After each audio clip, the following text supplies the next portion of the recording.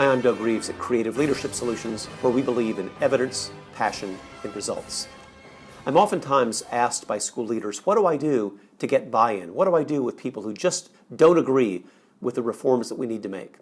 And my response is a little more nuanced. I don't think you bludgeon people into submission, but I do think you separate them into two categories: skeptics and cynics.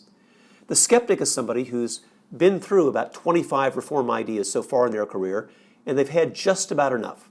They say, I've seen these things come and go. Every time there's a new leader, there's a new initiative, a new program, and they never last. Before I do this one, I want to see the beef.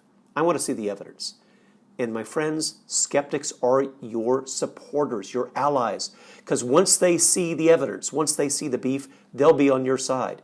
They can authentically say, I was a doubter, now I believe. The cynic, by contrast, starts out sounding very similar. I've seen these things come and go, they never work out. But they're not interested in evidence. The cynic says, I don't care what you say, what the evidence says, I'm going to be against this, hammer and tong, and I will oppose you at every turn. Now think of that difference. The cynic is willing to do nothing except argue with you, whereas the skeptic is willing to listen to evidence. Embrace the skeptic. Get them on your sides. Let them see the evidence that they want to. Indeed, have them part of the discovery of evidence process. The cynic, disengage. And let me tell you what I mean by disengage. If you've got a cynic, and my research says there are only about 2% of faculty nationwide, if you've got a cynic who is disruptive, who is disrespectful, stop having them come to your meetings. Don't have them come to professional development. They disrupt it for everybody else.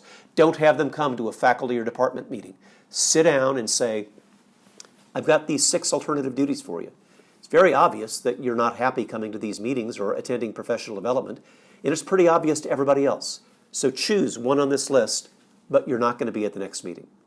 Now, the few times people have taken the administrator up on that, their reaction is, but I want to come to the meeting. Okay, if you do, then here's the ground rules.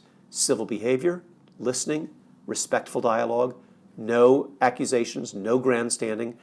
Can you abide by those standards of civil behavior? Because if not, here's the alternative duties.